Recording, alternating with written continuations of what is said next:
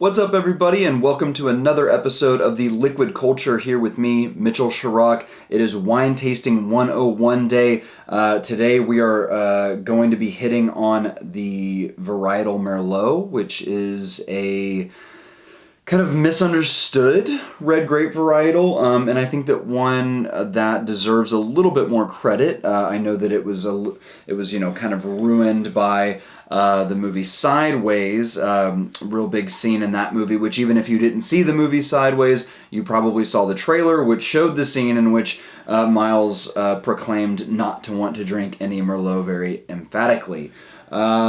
Funny enough, if you know the background of that scene, the reason he didn't want to drink Merlot was not because Merlot was not a good wine, but because his ex-wife was a big fan of Merlot. Merlot is a very, very important grape in the wine world. It's actually one of the most heavily planted grapes in the world, especially in France. Merlot brings a very important piece to a Bordeaux blend, and we talked a little bit about that last week, and I'll touch a little bit more on it here today. So for those of you who are interested in figuring out how to taste Merlot with intent, go ahead and click on the link in my profile and bring up the blog post about Wine Tasting 101, scroll down and check out the Merlot video. But stay tuned. The Liquid Culture. Okay guys, so before we get started into Merlot, I want to take a quick step back because we're pretty deep into this Wine Tasting 101 series. We've only got a couple more bottles left to taste beyond this one. So I want to just refresh our memory. So for those of you who are watching, if you've been watching this series or if you're new to this series, this is the first video of this series that you're watching, really what the whole point of this series is really to provide a little bit of a class for people to learn how to, what I've been referring to as taste wine with intent. And what I mean by that is to really, instead of just popping a bottle of wine that we're used to drinking all the time, pouring a glass of it, sitting down and just glugging it down without a second thought, really the idea here is to dive into a wine and really try and analyze it as much as you possibly can through a very kind of processed tasting strategy. And I know that that might sound like something that is really kind of counterintuitive to the reason that we drink wine. We drink wine for its enjoyment. But this is a class for those of you who are wanting to kind of level up your game, so to speak, with drinking wine and really start to do a number of things that tasting with intent can teach us to do. One, in my opinion, the more I know about a wine that I'm drinking and the more that I can kind of understand why it tastes the way that it tastes, the more I'm going to enjoy it. So that's number one. The more that we can start to decipher differences in wine, the more that it's going to allow us to, one, determine how is this wine going to pair well with food? What foods should I be pairing this wine with? That's a very, very important aspect in drinking wine, is how to pair it properly with food, or to know when a wine doesn't need to be paired with food and can just be drank on its own and just enjoyed. Another thing will teach us how to age wine. If you're someone who is wanting to get more serious about wine collecting, it's very important to determine what a wine is going to do when it ages, or if it should be aged. The last thing you want to do is start creating a huge wine inventory and you let some of these wines kind of fall by the wayside and you miss the prime opportunities to drink them, or you have a bottle of wine that you don't really know if it's time to open it or not, and you end up popping it too early and not really getting the full expression of what that wine should taste like. So that's another thing. And really the most important aspect in knowing what is in a wine and knowing how to pick things out in a wine is it teaches us what we like, guys. It's very unfortunate to just be going to the liquor store or going to the grocery store or going to your local bottle shop and picking out the same bottle of wine, or maybe 2 or 3 bottles that are your safety nets, that are the wines that you go to every single week that you go to purchase, and it's just the same thing over and over again. There's so much great wine out there, and you really won't know what it is that you love until you start tasting through some different wines. And if you can taste them with intent and you can pick out what things are in that bottle of wine that you really liked, then you can take that information with you to the store to say, hey, look, this is something that I tasted recently. I really, really liked it. What do you have that's different but similar, so I know that I'm going to be getting something that I know that I enjoy, but I'm expanding my horizons. I'm expanding my palate a little bit more to where I can really open myself up to some new experiences with wine. So when we're going through these Wine Tasting 101 classes, what we're doing is we're assessing color, we're taking a look and seeing what it looks like from an appearance standpoint. We're smelling it. We're trying to pick out aromas. We're tasting it to figure out what's that structure, that tannin, which is that mouth drying effect, the acidity, which is the mouth watering effect, and the overall body of a glass of wine. And those things are all very, very important in determining those things that we talked about: ageability, food pairing, and what it is about that wine that you like. So, having said all that, today is Merlot. So, Merlot is very, very difficult really to find, from my experience, to find as a single varietal wine. Merlot is a classic blending partner with Cabernet Sauvignon in Bordeaux, which is what we've got here today. And I'm going to tell you a couple of things about what to find or what to look for whenever you're seeking out Merlot in the store. But apart from that, really there's no region worldwide that is known for single varietal Merlot. It comes from Bordeaux. It is really only planted there in abundance and is used almost 99.9% of the time in a blend with the other Bordeaux varietals: Cabernet Sauvignon, Cab Franc, Petit Verdot, so on and so forth. So in the New World, you can find single varietal expressions of Merlot in places like California. Here in Texas, we have some Merlot that's planted here in Texas, and personally, shameless plug for the winery that my in-laws own. We have an incredible single varietal expression of Merlot. You guys don't hear me plug Ab Astris all that often, so if I'm saying it, that it's a legit recommendation here, guys. No nepotism going on there. But where you'll find it predominantly is in a blend. So here we have the Chateau d'Assaut 2015 Saint-Emilion Grand Cru Bordeaux wine from the right bank of Bordeaux. So what do I mean when I say right bank Bordeaux? Saint-Emilion, you'll see it written right up on the top. That is a sub-region of Bordeaux. It is on the, to not get too technical, it is on, if you're looking at Bordeaux as a region, as a whole, it is on the right bank of the river that runs through, separating Bordeaux into two different sides. On the right bank is where you're going to find your Merlot heavy blends. Left bank is Cab heavy blends, sub-appellations that you'll recognize from there or that you'll see written on labels: Pauillac, Saint-Julien, Saint-Estèphe, Margaux, all the Grave. Like there are a ton. Left bank is a lot more famous than the right bank.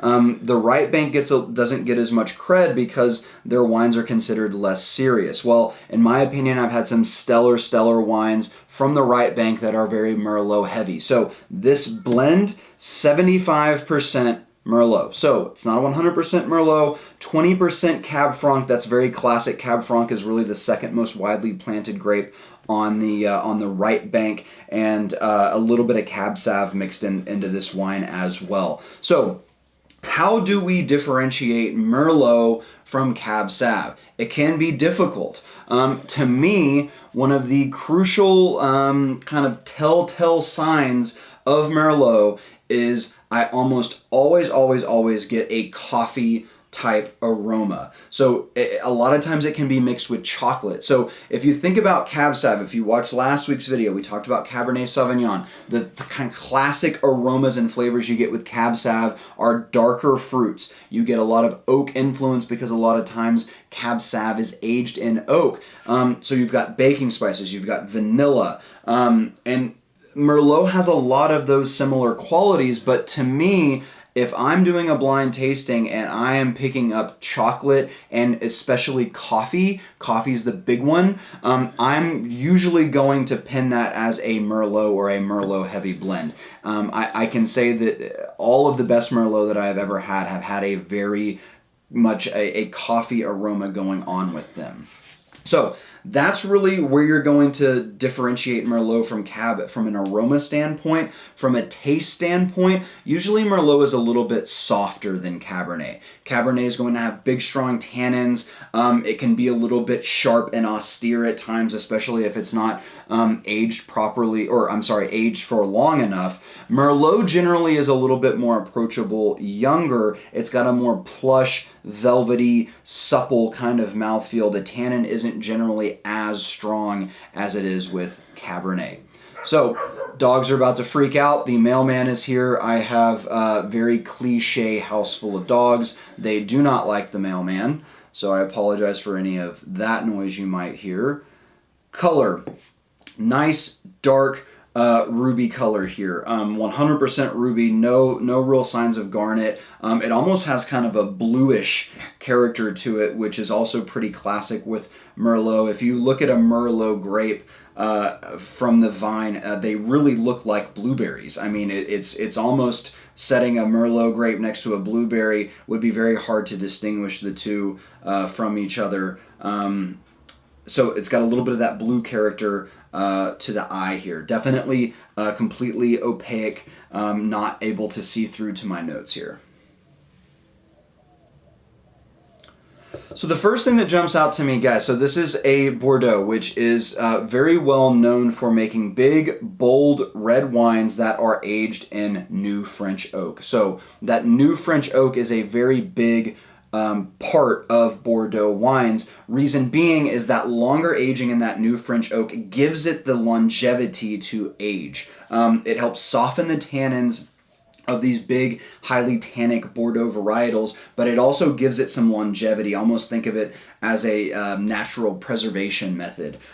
So while this is a 2015 Bordeaux in the New World, very much ready to drink a 2015 now. With Bordeaux, I usually will recommend against opening wines that are this young. You usually want to buy your Bordeaux, especially if they're in this kind of price range, this anywhere from like $50 to $100 bottle. You want to hold on to it. Right now, I think 2010s in Bordeaux are drinking exceptionally, and obviously much older. I've recently had a bottle of Bordeaux from the 90s that's just insane. Just lots of mushroom and earth characteristic. So 2015 is a little young.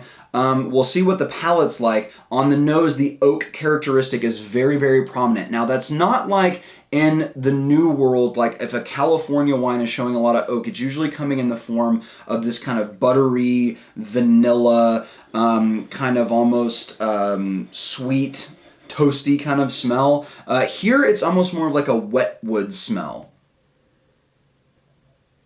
Definitely a lot of oak coming through at the front, which is upsetting to me. I don't like oak being the first thing that I smell. I like the fruit to show itself up first. So kind of a wet wood aroma with very ripe black fruits. Plum and black cherry, like almost, I wouldn't say they're on the sweet kind of jammy end of the ripe fruit spectrum. They're definitely still in the like fruity, dry end of the spectrum, but as ripe as it can possibly get, almost like you've left them out on the counter for too long and they're starting to rot to some sense. And that's also pretty classic of Bordeaux, that earthy characteristic. You get some kind of rotten barnyard funkiness going on with Bordeaux. This one is definitely a kind of a mostly ripe fruit with a little bit of that kind of funkiness that the fruit's almost just been left out for too long. There's a little bit of almost like a graphite, like a number 2 pencil Back in the day, you know, you go over to the wall pencil sharpener and get your number 2 pencil all sharpened up for those Scantron tests. Surprising to me because you typically find that in Bordeaux blends that have a good quantity of Petit Verdot in the blend, which brings that graphite character. There's 0 Petit Verdot in this wine, but I am picking up a kind of graphite minerality. In the coffee, we got to go to the coffee side. In this wine, it is more in the form of like a mocha. So like I said, chocolate and coffee usually go hand in hand. Sometimes the coffee is a little bit more prominent. Sometimes the chocolate's a little bit more prominent. With this wine, the coffee is here with the chocolate, almost in this amalgamation of like a mocha latte, something like that. Very creamy. There's like a creamy note to it, like that steamed milk. So really that's the perfect way to describe it, because it's the chocolate, it's the coffee, and this kind of steamed milk kind of vibe. So mocha latte. That's the nose. Let's see what the palate is all about here. I did run this guy through an aerator decanter to give it some air. I'm very, very curious to see if the tannin is a little overwhelming or not.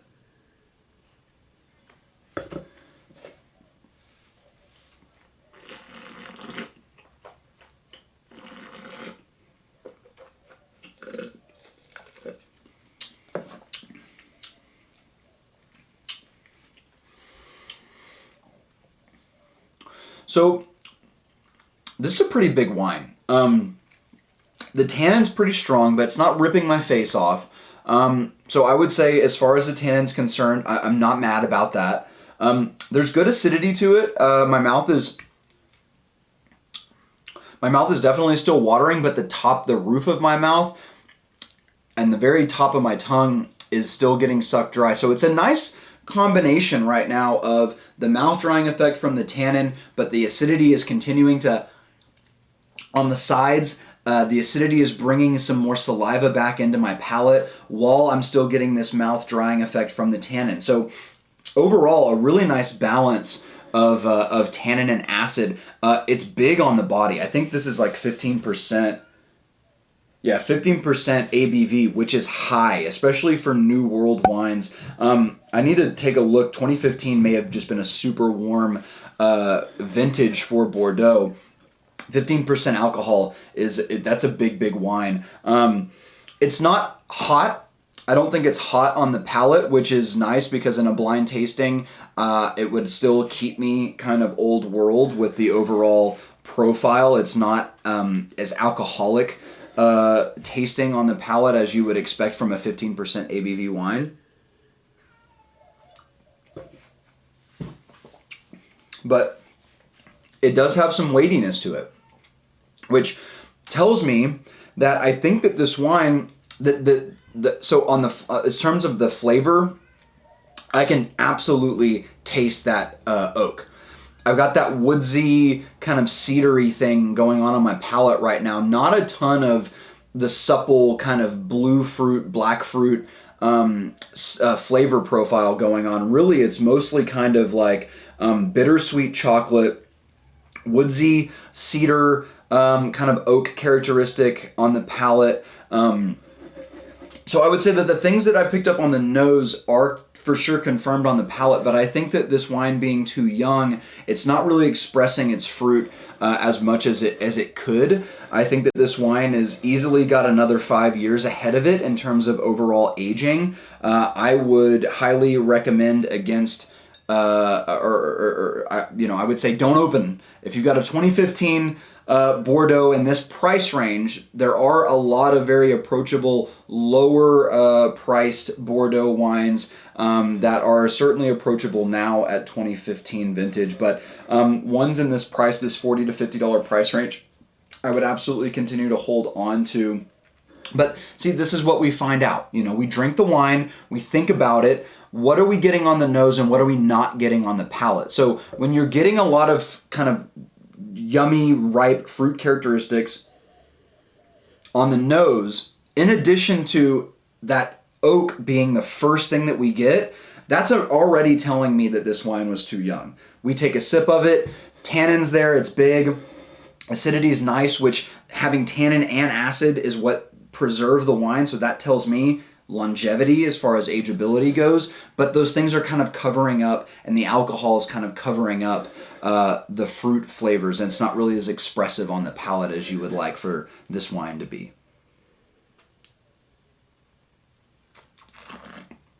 As far as food pairing is concerned, again, I first, right off the bat, wouldn't open this bottle. If you have a bottle that you have not opened, I wouldn't open this bottle. I'd give it another 5 years.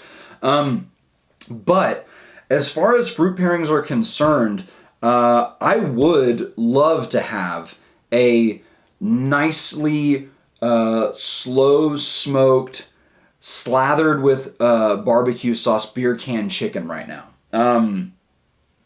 Barbecue, I think that barbecue, that sweet, smoky, tangy, spicy, peppery barbecue sauce with the fatty, moist beer can chicken, I think those kind of flavor profiles would add to this wine. I think that this would be a wine that kind of needs some flavor. So if you've got that kind of sweet, smoky, tangy kind of thing going on your palate with that barbecue chicken, and then this wine brings a little bit of that kind of nice, subtle fruit, woodsy character. The tannins and acid are there to kind of wash your palate dry. I think that would be the play if you did decide to open this bottle. I think that would be the play, and I'd be really curious to see in 5 years. I think it would be even better pair with that kind of a food pairing, because I could see these fruit flavors really starting to emerge with this wine,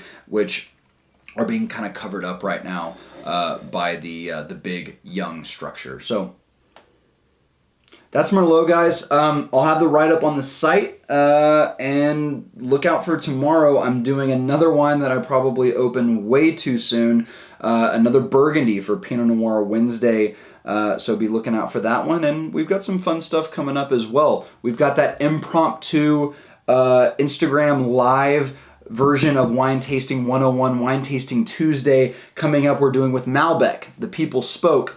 Malbec won out over Sangiovese and Tempranillo, so we'll be doing Malbec live on Instagram. I'll let you guys know as soon as I figure out what day we're doing that and what the wine's going to be. Definitely going to make it a wine that is you guys can pick up pretty readily available bottle. So, all right, thanks for being here with me again. As always, guys, Mitchell Chirac for The Liquid Culture.